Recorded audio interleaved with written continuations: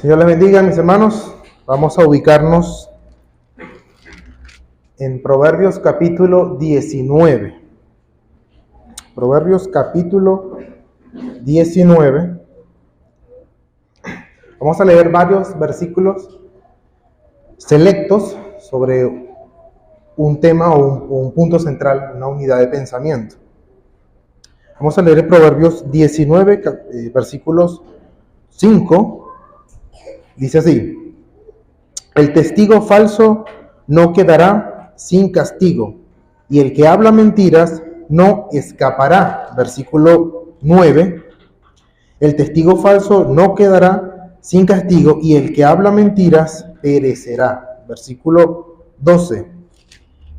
Como rugido de cachorro de león es la ira del rey, y su favor como el rocío sobre la hierba.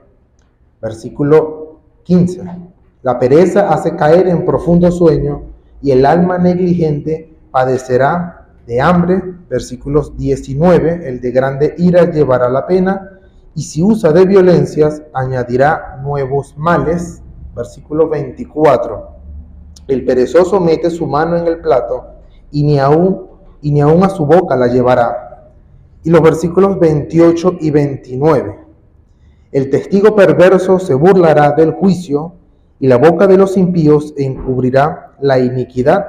Preparados están los juicios para los escarnecedores, y azotes para las espaldas de los necios. Vamos a orar. Bendito Dios Padre, gracias te damos por este tiempo que nos permites reunirnos para estudiar tu palabra. Señor, la sabiduría que tienes para nosotros. Ayúdanos, Señor, en este tiempo. Ayúdame a mí y ayuda a mis hermanos, para que la palabra de Dios sea expuesta correctamente y podamos abrir nuestro corazón para recibir esta enseñanza. Gracias, Padre, en el nombre de Jesús. Amén. El tema de hoy, digamos que podemos resumirlo en los dos últimos versículos que leímos, que forman como una unidad de pensamiento. Dice así el versículo 28 y 29. El testigo perverso se burlará del juicio, y la boca de los impíos encubrirá la iniquidad. Preparados están juicios para los escarnecedores, y azotes para las espaldas de los necios. Según estos dos pasajes, básicamente resumen lo que vamos a ver. Y vamos a notar, según el versículo 28, que nos presenta una realidad, que es que en el mundo en el que vivimos vemos mucha impunidad y aparentemente Dios no está haciendo nada. Es lo primero que se ve. Ahora, eso no es así, porque el versículo 29 nos da como ahora la respuesta, que dice que ya están preparados juicios para los escarnecedores. Hermanos, Dios observa todo y ejecuta sentencias contra la impiedad, aunque nosotros no lo veamos o no sea realmente como nosotros esperamos. Dios ejecuta sus condenas y castigos para refrenar el mal. Si recuerdan los versículos que leímos, se habla muchas cosas sobre los impíos, sobre necios y sobre negligentes también. Dios ha determinado castigar el mal y ha dictaminado un final de justicia contra el malvado, porque Dios no toma por inocente al culpable. Pero para el cristiano, que no escapamos de la influencia del pecado, podemos leer este tipo de cosas y a veces es posible que uno lea y uno dice, yo soy ese necio, o eso se aplica para mí. Y a veces hay que tener cuidado, porque si bien nosotros entendemos que la depravación total o la corrupción radical se aplica para los impíos, porque radicalmente ellos están corruptos, uno no debe verse como cristiano que uno también está corrupto radicalmente, porque uno está regenerado, si realmente ha puesto su fe en Cristo. Es decir, uno puede ver esto más o menos el equivalente a cuando Lázaro resucita, que Jesús le dice, quítenle las vendas. Por supuesto, lleva 4 días muerto, resucita, está vivo, pero todavía tiene el hedor a muerto. Y a veces nos pasa a nosotros también. Pasamos de ser no cristianos a ser cristianos, pero no significa que las costumbres, que las cosas del pasado todavía no nos afecten. Eso significa que para el impío, estos juicios que vamos a ver, se les aplica como un castigo. Realmente Dios está allí, aunque no sea realmente como nosotros esperamos. Pero para el cristiano, que a veces la disciplina pareciese ser tal cual como un impío, realmente es una disciplina paternal de parte de Dios. No es lo mismo, aunque duela igual, pero no es lo mismo. Así que el tema de hoy tiene que ver con los castigos y las disciplinas de Dios en el camino incorrecto, tanto para impíos como para cristianos. Así que vamos a ver, por un lado, Dios muestra su ira contra el impío por sus pecados. Siempre lo hace. Aunque nosotros podamos ver, parece que hay impunidad, pareciera que el burlador se sale con la suya. Pero por otro lado, Dios ejerce su cuidado paternal en disciplina para los piadosos y nos advierte con estos proverbios para evitar este tipo de comportamientos. Entonces vamos a iniciar con el primer punto, la realidad del impío en este mundo. La realidad del impío en este mundo, versículo 28 del capítulo 19. Dice, el testigo perverso se burlará del juicio y la boca de los impíos encubrirá la iniquidad. Aquí el proverbio está describiendo una cruda realidad en este mundo caído, que los perversos se burlan de todo lo que es justo. O sea, está como describiendo, esto es lo que pasa. No les importa, los desprecian, es su naturaleza contra lo que Dios ha establecido como lo que es bueno y justo. Pareciera que, bueno, eso es lo que parece. De hecho, cuando dice que la boca, el 28, la boca de los impíos encubrirá, aquí es literalmente se traga, es lo que se refiere, se traga o se lo lleva para sí mismo, toda iniquidad. Es como si atesorara todo lo que es malo, todo lo que es vanidoso, todo lo que es sin valor, todo pecado. Está describiendo una realidad. Así que aquí se nos presenta el problema. Y queda la pregunta, ¿y qué hace Dios entonces? Ok, yo he visto eso. Sí es verdad que hay impíos que pareciera que hicieron todo lo que hicieron y no hay nadie que les dice nada. ¿Qué hace Dios? ¿O Él no va a hacer nada? Bueno, los versículos 12 y el 29 nos responden a esa pregunta. Antes de pasar al 29, vamos a leer el versículo 12 del 19. Dice, como rugido de cachorro de león es la ira del rey, y su favor como rocío de la hierba. Aquí se describe nuevamente la imagen del rey. Como vimos en una ocasión, esta imagen del rey en los proverbios es la imagen de una autoridad que debe ejercer justicia tal cual como Dios lo hace. Es la idea. Es la autoridad que gobierna y ejecuta juicio con guía y con soberanía. Es decir, aquí se nos ve la realidad del juez y su disposición, cómo debe ser la disposición. Entonces la idea es, tanto las autoridades civiles para gobernar y castigar al malo y premiar al bueno, como también la soberanía de Dios, quien dispuso esas autoridades para representar su gobierno terrenal. Ahora, eso debería ser así, las autoridades deberían ser así, porque esa misma es la disposición de Dios sobre su creación. Porque así es como se ve Dios, así es como lo ve.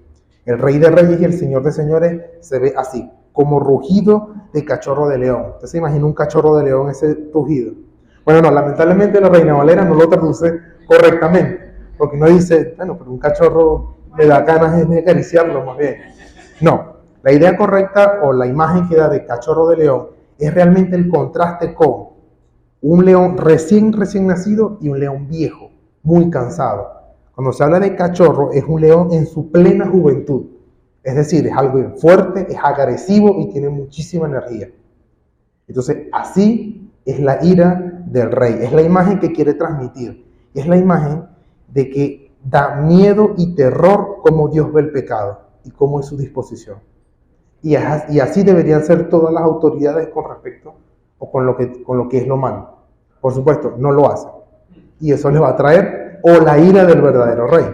Noten, no lo tienen que buscar, pero en el Salmo 76:7 dice así: tú, temible eres tú, ¿quién podrá estar en pie delante de ti cuando se encienda tu ira? El Salmo 90:11 dice: ¿quién conoce el poder de tu ira y tu indignación según debe ser tenido?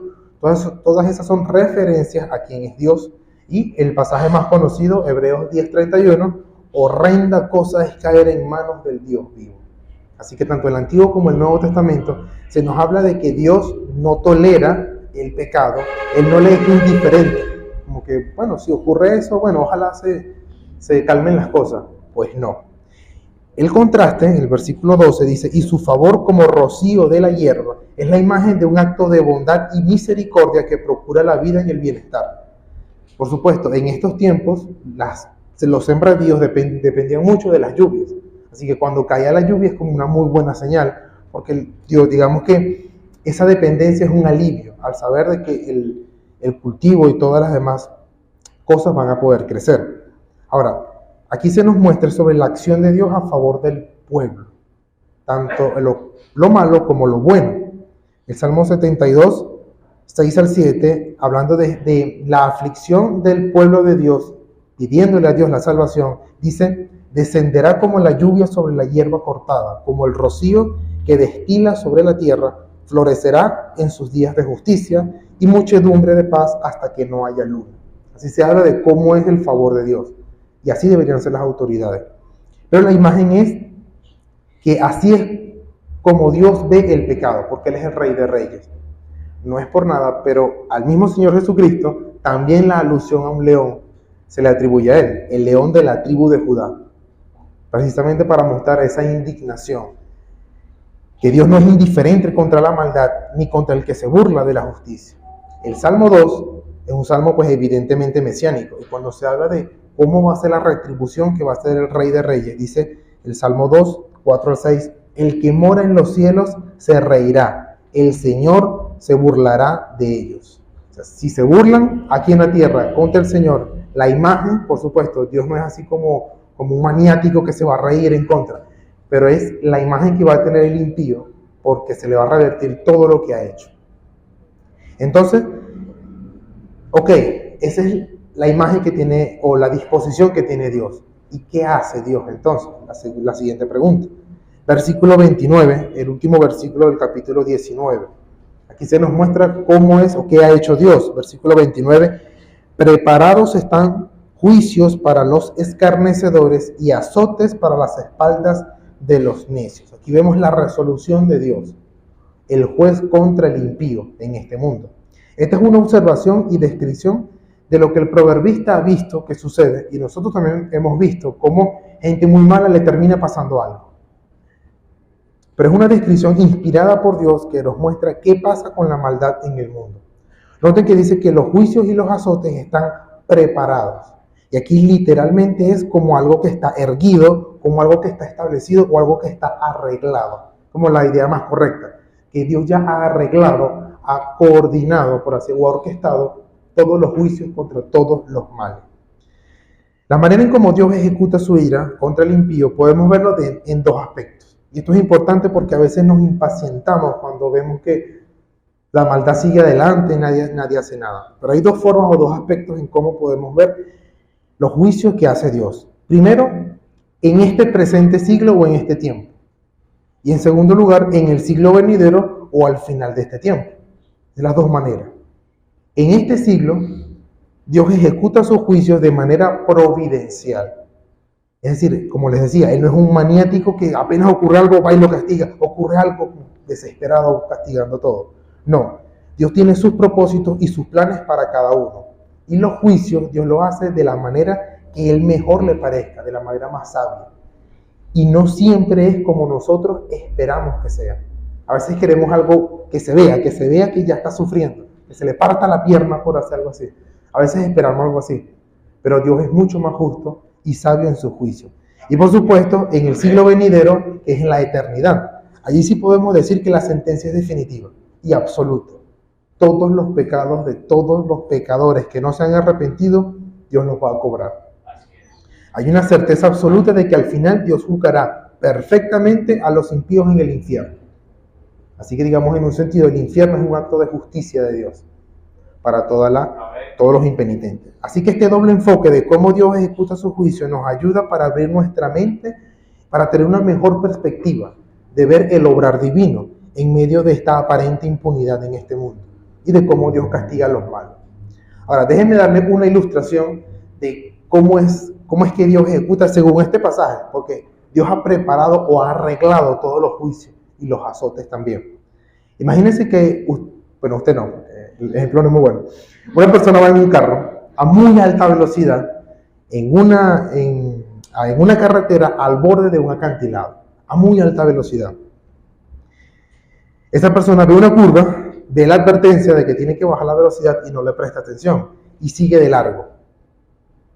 La persona lo ignora y al agarrar la curva, el carro, escuche este término, derrapa por la alta velocidad, choca contra la baranda, que no lo puede detener, y cae al vacío por la fuerza de la gravedad.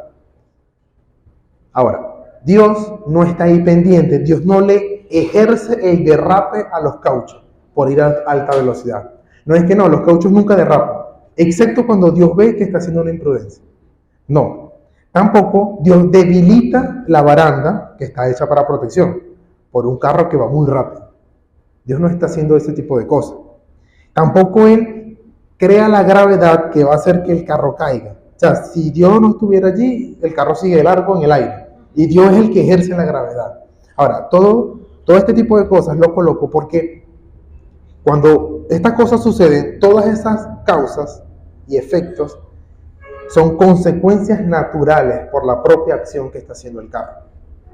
Ahora, el punto es que cada pecado, cada injusticia, cada impiedad tiene su propio castigo que lo acompaña de diferentes maneras. Ahora bien, las consecuencias están allí porque Dios ha preparado los juicios en este mundo. Y eso es precisamente los pasajes que hemos leído, lo que hemos leído, precisamente muestran cómo cada pecado ya trae su propia consecuencia. Y no es que Dios está allí encima. Por supuesto que Dios está en todas partes, que está haciendo así. Pero la propia imprudencia, la propia necedad ya viene con el propio castigo. Y es esa precisamente la forma en cómo nosotros podemos descansar y ver el obrar de Dios. Ahora, ¿cuáles son estos castigos? ¿O cuáles son estos juicios que Dios hace? Y aquí vamos a ver al menos 4 cosas según el pasaje que hemos leído, que serían las sentencias contra la impiedad. La sentencia. Primero, contra la mentira. ¿Cómo hace Dios? ¿O qué juicios hay contra la mentira? Los versículos 5 y 9, que son muy similares, nos enseñan qué hace Dios. Dice 19:5, el testigo falso no quedará sin castigo y el que habla mentiras no escapará. Versículo 19, el testigo falso no quedará sin castigo y el que habla mentiras perecerá. Hermanos, ninguna mentira dura para siempre. Dios va a juzgar toda mentira. Y ese es el punto, toda mentira. Ahora, usted se ha preguntado por qué, o se ha puesto a meditar, como me pongo yo a veces a pensar un montón de cosas, ¿por qué la mentira siempre sale a la luz? Porque siempre, o en general, o quizás tarda, pero hay una tendencia a que toda mentira sea descubierta, aún entre impíos, porque no es que entre cristianos, bueno, todo lo que yo hago porque Dios está allí. Por supuesto que Dios está en todas partes, pero ¿por qué? Ahora, déjeme decirle una explicación general. La mentira es el intento propio, es el intento de crear o inventar una realidad en todos los sentidos que el ser humano no tiene poder de hacer. Es el intento de crear. Para lo que hemos visto en algunas películas de Marvel, tener la gema de la realidad que crea algo que está allí, pero eso no se puede. Es el intento de hacer algo, de crear una verdad o una realidad que no tenemos en la potestad de hacer. Esa disonancia entre la realidad que nos inventamos y la realidad misma, lo que es, en realidad, en lugar de camuflarse, parece más una mancha en una pared blanca. De modo que la mentira sale a la luz porque no puede crear una realidad con todos los detalles, en todos los sentidos, en todas las maneras posibles. Por eso siempre sale a la luz. Hermanos, Dios es Dios de verdad. Uno de sus atributos es que Él es verdad. Y Él es veraz. Todo lo que Él dice es cierto. Nosotros solamente podemos describir la realidad. No la podemos definir. No puedo decir, esto es lo que es verdad. Yo lo puedo describir, pero no lo puedo inventar. Eso solo lo hace Dios. Crear o inventar una realidad diferente a la realidad correcta es mentira, no es verdad y es pecar contra la verdad de Dios en este mundo. Por lo tanto, Dios va a juzgar eso. En última instancia, mentir es hacerse Dios. Porque yo estoy inventando algo, o sea, controlando todo el universo a lo que me conviene. Y no hay otro Dios que no sea el Dios verdadero. Ahora, la mentira tiene sus propias consecuencias. Leímos en el versículo 5 que no queda sin castigo, no puede escapar. Versículo 9, va a perecer. Así que la mentira trae sus propias consecuencias. Hay castigos al revelarse la verdad.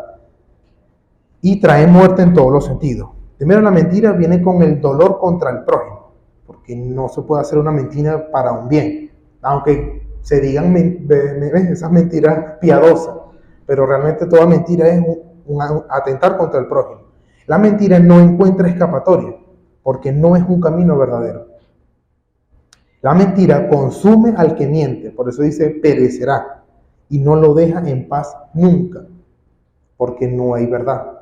Solamente hay paz en Dios, que es verdad. Una mentira no trae eso.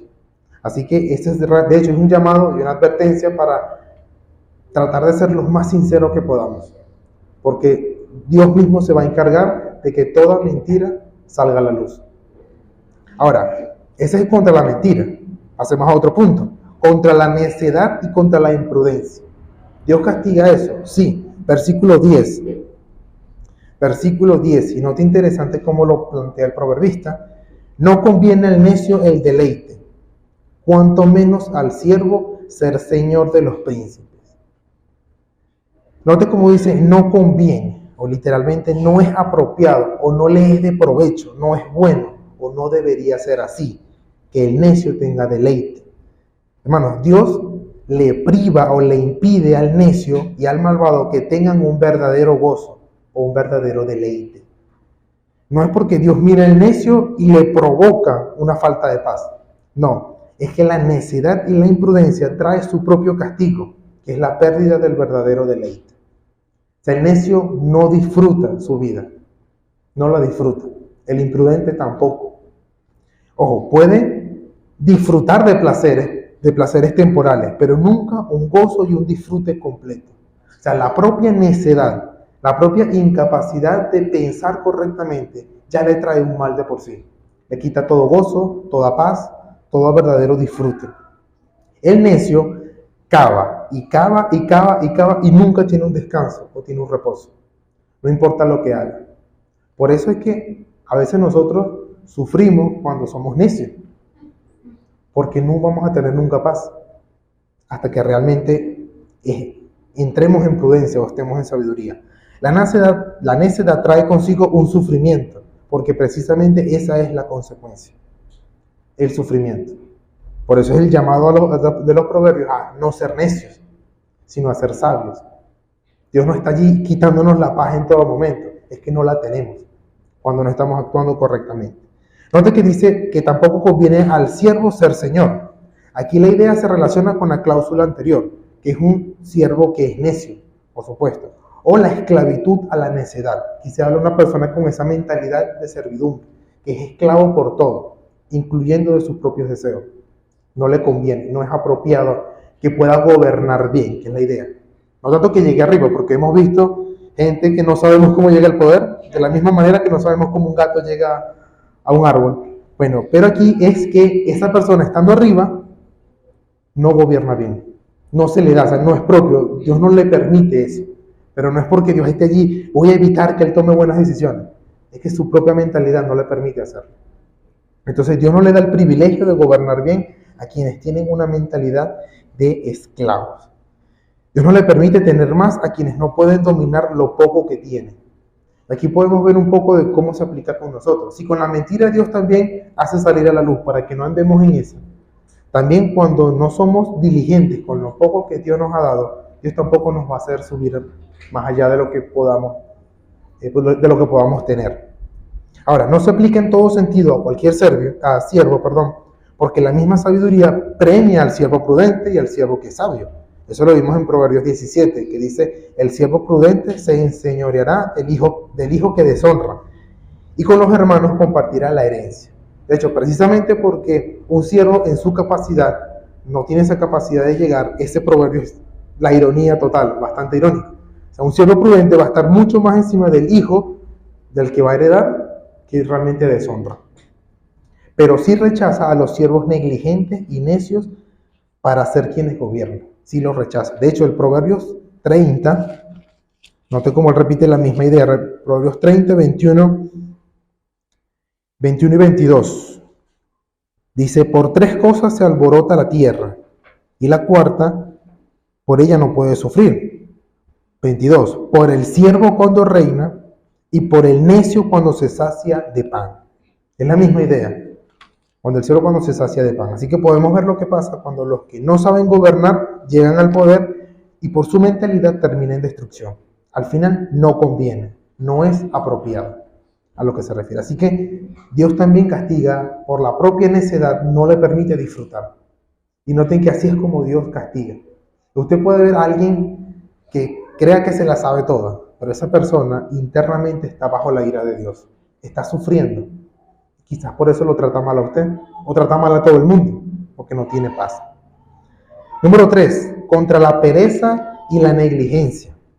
Contra la pereza y la negligencia, Proverbios 19, capítulo 15 y 24. Proverbios 19, 15 y 24 dice: la pereza hace caer en profundo sueño y el alma negligente padecerá hambre. Versículo 24, el perezoso mete su mano en el plato y ni aun a su boca la llevará. Aquí vemos nuevamente cómo la pereza y la negligencia, siendo pecados contra la ley natural.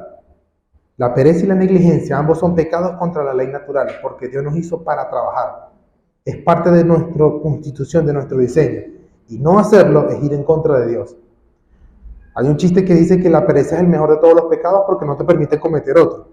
Pero en realidad eso no es así. Porque realmente sí tiene sus propias consecuencias. Traen sus propias consecuencias. Dios no ve a un perezoso, y le induce un sueño para que no haga nada. No, la propia pereza le provoca sus consecuencias. Ahí entonces podemos ver cómo Dios sí está obrando en la maldad que hay en este mundo. O tampoco le debilita el cuerpo para castigarlo. Esa consecuencia ya viene por dejarse llevar por la pereza. Dios ha establecido que la forma en cómo adquirimos conocimiento, alimento, objetos o beneficios sea ordinariamente mediante el esfuerzo y el trabajo. Normalmente. Por supuesto, alguien puede llegar y regalarnos algo y tenemos un beneficio.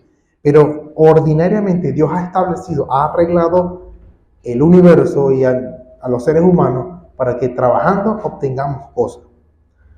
No podemos dejar de trabajar para obtener algo y esperar que caiga del cielo como recompensa cuando no se hace nada. De hecho, hasta la negligencia o la idea que del Proverbios 24, que dice que ni aun a su boca la llevará, esa idea de meter la mano en el plato y ni siquiera llevar la comida a la boca, es un dicho de sabiduría de forma irónica, o la forma como está construido es de forma irónica, para resaltar el punto que trae la pereza y la consecuencia. O sea, es tanto el daño que se hace, que puede tener el plato allí y lo más que va a hacer es meter su mano y no se va a alimentar. Así que si nosotros como cristianos queremos crecer en sabiduría y en conocimiento de Dios, tenemos que trabajar para esforzarnos. Trabajar y esforzarnos, mejor dicho. No podemos esperar saber mucho más de la Biblia si no la leemos. Entonces, ¿en qué nos tenemos que esforzar y trabajar como cristianos? En leer la Biblia, en meditarla, en estudiarla, en escuchar a otros maestros que enseñen la Biblia, la oración, la comunión cristiana, en fin, los medios de gracia. Pero si no lo utilizamos, ¿cómo vamos a crecer? Porque a veces nos da pereza, sueño leer la Biblia. Por la pereza que ya tenemos nos está llevando a eso. El propio juicio lo estamos llevando. Los cristianos no estamos libres de luchar contra la pereza y la negligencia. Esta es la razón por la que a veces no crecemos como cristianos. Por supuesto, también se aplica en el trabajo y en cualquier otra actividad que hagamos. Ya Dios está juzgando de esa manera. Ahora, qué triste es tener el alimento espiritual en la mano, o sea, la Biblia, y ni siquiera llevarla a la boca. Ahora, su castigo es el hambre espiritual que padece. ¿Por qué a veces nos cuesta controlarnos emocionalmente? ¿Por qué nos cuesta tratar con el prójimo? ¿Por qué nos cuesta perdonar? Porque tenemos la comida aquí y no nos estamos alimentando. Estamos padeciendo de hambre. Ahora, no es que Dios está allí, te voy a castigar por eso. Estamos llevando las propias consecuencias. Y así pasa también con el mundo. Número 4. Contra la ira y la impulsividad pecaminosa. Versículo 19. Contra la ira y la impulsividad pecaminosa. 19 y 19 dice: el de grande ira llevará la pena, y si usa de violencias añadirá nuevos males. Ahora pasamos a considerar las consecuencias que trae la ira y la impulsividad que no está controlada. Note que dice el de grande ira. Aquí la idea es como de un calor o una fiebre muy fuerte, en referencia a una emoción o una pasión pecaminosa y descontrolada contra el prójimo. Es más que una molestia, es rabia y odio lo que está expresando. Ahora, la consecuencia natural es la pena, o literalmente la multa, o el castigo, la repercusión contra sí mismo. Hay otros proverbios que nos enseñan la misma idea. Note Proverbios capítulo 15, versículo 18, que dice: el hombre iracundo promueve contiendas, mas el que tarda en airarse apacigua la rencilla. El hombre iracundo, ¿qué es la tendencia? Promueve peleas. La consecuencia natural de una persona que no se puede controlar lo que dice todo es que va a tener pelea, va a tener quien le responda.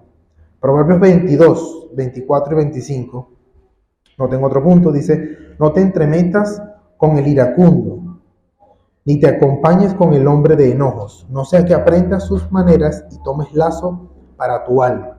Note que el iracundo y el hombre de enojos toman un lazo para sí. Bueno, no te juntes con esa persona, porque se está poniendo un lazo a su alma. Proverbios 25, 28 dice: como ciudad derribada y sin muro es el hombre cuyo espíritu no tiene rienda.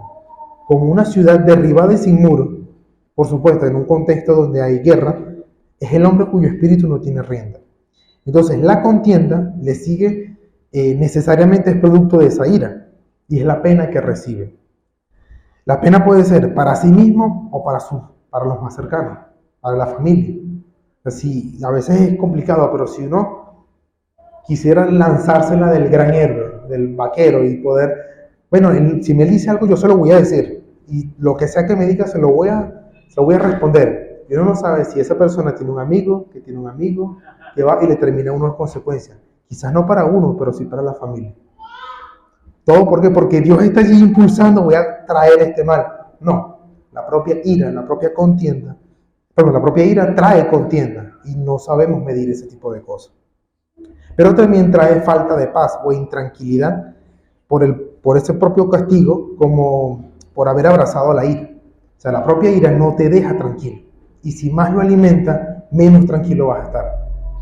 También está la facilidad para volver a enojarse por no poner riendas a su propio carácter.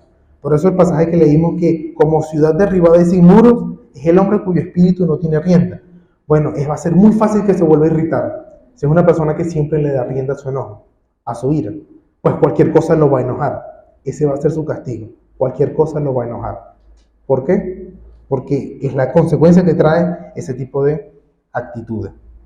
Y en muchas ocasiones, otro castigo es la soledad. Uno de los pasajes que leímos, Proverbios 22, 24, dice, le pide, es una forma de pedírselo al sabio: no te entremetas con el iracundo, ni te acompañes con el hombre de enojo. A nadie le gusta estar con una persona que enojona, la persona que siempre responde mal. Bueno, ¿cuál va a ser el castigo? Lo van a dejar solo. Se va a quedar solo. Y Dios no es que agarra a las personas y las aparta. Su propio pecado va a terminar recibiendo sus propias consecuencias. Lo termina dejando solo. Nadie va a confiar en una persona así. Nadie le va a brindar una confianza a una persona muy iracunda. Ahora, noten la segunda parte del 19. Dice: y si usa de violencias, añadirá nuevos males. Aquí, bueno, la traducción no es tan precisa, pero cuando dice y si usa de violencia, es literalmente la idea de si otro lo trata de liberar con mucho esfuerzo. O sea, en un pleito está discutiendo, hay problemas, y alguien lo va a tratar de ayudar. No, vente, no te quedes allí, déjame sacarte de allí. Bueno, si eso llega a pasar por no controlarse, pues añadirá nuevos males, va a volver a recaer. Porque la solución no es algo tan simple como quitarlo de la pelea, si el problema está en su corazón. Va a volver a reincidir. Por su necedad y la falta de control e imprudencia, volverá a caer en lo mismo. Es decir, que la ira, trae más pelea, trae más dolor y trae más rechazo. Ya trae su propia consecuencia. Y el punto es, esta última sección es, el castigo que va a recibir va a ser tan grave que no importa la ayuda que reciba, eso no le va a servir para su necedad. Va a llegar un punto en el que está tan descontrolado que aunque si usa de violencia, como la traduce la Reina Valera, o otras versiones, si lo libera, va a volver a caer. Y ese va a ser su castigo, que ya no va a poder tener ayuda. Quiera Dios que eso no suceda con nosotros, por supuesto, que no sea así. Pero precisamente esa es la advertencia para no seguir con la ira. En conclusión, hermano, Dios va a juzgar en futuro y Dios está juzgando en presente. aunque nosotros no veamos que ya está metido en una cárcel o que ya, no sé, se quedó sin dinero. No, Dios está juzgando. El propio pecado que cometen los impíos es su propio castigo, porque con el pecado viene también la consecuencia inherente. Así que nunca veamos que aunque una persona esté haciendo algo malo, ay, ¿será que Dios no está haciendo nada? No, ya esa persona trae sus propias consecuencias. Falta de paz, no va a poder lograr sus cosas, y no es porque Dios esté allí siempre encima de esa persona. Cada pecado tiene su consecuencia. Saber que Dios está juzgando, en ese sentido, nos trae un descanso ante la injusticia, de que cada impío está recibiendo su castigo en sí mismo. Una persona estafadora, que robe, que tenga mucho dinero, la consecuencia inherente es que nunca va a disfrutar el dinero. Nunca lo va a disfrutar, no importa todo lo que tenga. Puede tener placeres, pero no va a tener un gozo. Y esta es la esperanza que tenemos nosotros en medio de tanta impiedad e impunidad, que Dios no toma por inocente al culpable ni al malvado. Ahora, es una manera también de superar el deseo de venganza al saber que Dios juzga y en eso está cada día. Dios lo está haciendo. Y aún más grave va a ser en la eternidad, si no se ha arrepentido. También nos ayuda como cristianos a tener un cuidado propio de nuestros propios pecados, porque podemos recibir también esas consecuencias. Pero podemos hacernos la pregunta ahora como cristianos, porque estos son juicios, la ira de Dios está sobre todos estos juicios, están aquí. Para el cristiano es el mismo castigo, exactamente el mismo castigo. Para el Hijo de Dios también tenemos que tener miedo de lo mismo, de ese destino final. Pero la respuesta es sí y no. Sí en un sentido y no en otro sentido. No tenemos ese mismo temor como aparece aquí, porque según Romanos 8:1 dice, ahora pues ninguna condenación hay para los que están en Cristo Jesús, los que no andan conforme a la carne, sino conforme al Espíritu. No estamos bajo la ira de Dios, como si están los impíos, pero sí podemos incurrir en el desagrado paternal de Dios.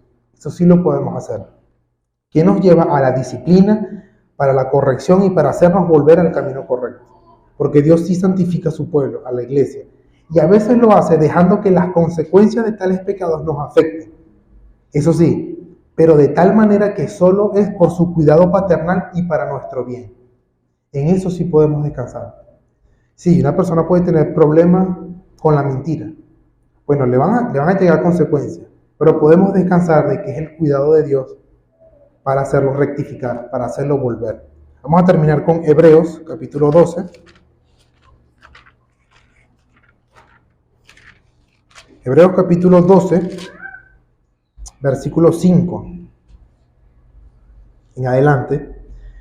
Dice así, Hebreos 12, 5, porque aquí podemos ver esos mismos castigos y disciplinas para el cristiano, para el verdadero cristiano. 12, 5. Dice, y habéis ya olvidado la exhortación que como a hijos se os dirige, diciendo, hijo mío, no menosprecies la disciplina del Señor, ni desmayes cuando eres reprendido por él. Porque el Señor al que ama disciplina y azota a todo el que recibe por hijo. Si soportáis la disciplina, Dios os trata como a hijos. Porque ¿qué hijo es aquel a quien el Padre no disciplina? Pero si se os deja sin disciplina, de la cual todos han sido participantes, entonces sois bastardos y no hijos. Versículo 9. Por otra parte, tuvimos a nuestros padres terrenales que nos disciplinaban y los venerábamos. ¿Por qué no obedeceremos mucho mejor al Padre de los Espíritus y viviremos? Y aquellos ciertamente por pocos días nos disciplinaban como a ellos les parecía. Pero Dios, por supuesto, para lo que nos es provechoso, para que participemos de su santidad. Y versículo 11, aquí vemos esa relación, aunque duele. Versículo 11, es verdad que ninguna disciplina al presente parece ser causa de gozo, sino de tristeza. Pero después da fruto apacible de justicia a los que en ella han sido ejercitados. Así que sí, estas cosas podemos recibir lo que hemos leído, esas consecuencias. Por ser necios podemos tener esa pérdida de paz y gozo, pero no definitivo, porque el Señor nos está guardando. Entonces que el Señor nos ayude, pero también que nos dé esperanza. Y que podamos ver estas disciplinas como un descanso para el impío de que Dios está obrando, y realmente se los va a cobrar, ya sea en esta vida o en la venidera.